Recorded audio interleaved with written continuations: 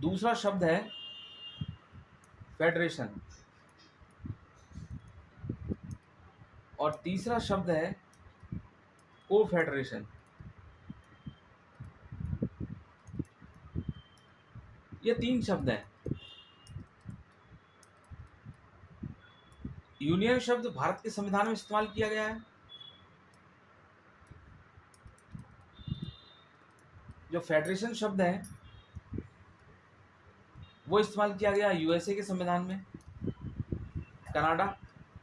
और को फेडरेशन है ये यूएसएसआर, जिसको आज हम रूस कहते हैं, उसके संविधान में इस्तेमाल किया गया है।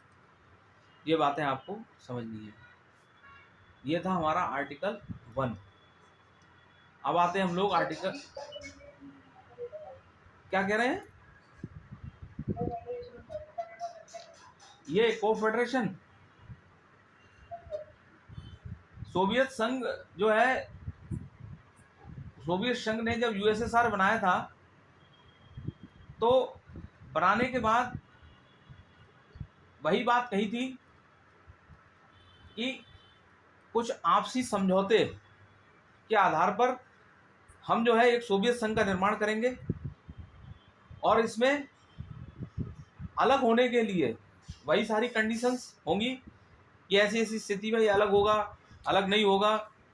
तो वो सारी स्थितियों के लिए एक समझौता हुआ और उसको जो है हम को फेडरेशन कहते हैं। लेकिन दोनों में अंतर सिर्फ इतना है कि को फेडरेशन जो है ये कठिन परिस्थितियों में अलग होता है और इसके जो समझौते हैं वो समझौते इस प्रकार के होते हैं कि कोई भी देश इसमें अलग होने के लिए जो है, कोई भी क्षेत्र या कोई भी जो है कोई भी उस देश का हिस्सा जो है अलग होना चाहे तो अलग होने के लिए बहुत सारी परिस्थितियां और बहुत सारी कंडीशंस जो है उसको वो पूरी होंगी, तब जाकर जो है ये अलग होगा।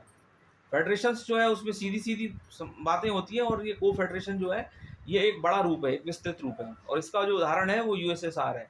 बाकी इनका इनका तीनों का जो मतलब है वो लगभग एक ही जैसा है, बस थोड़ा थोड़ा सा अंतर है।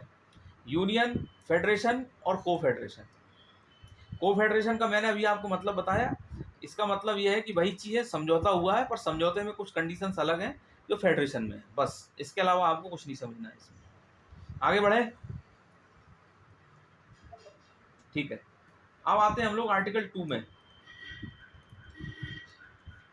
आर्टिकल 2 में कहा गया है नए राज्यों नए राज्यों का प्रवेश या स्थापना।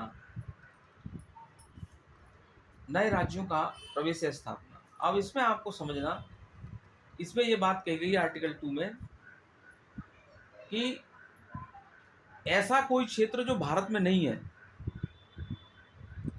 उस क्षेत्र को भारत में शामिल किया जा सकता है और उसे भारत का अभिन्न भाग बनाया जा सकता है। तो आर्टिकल 2 और 2A में यही बात कही गई है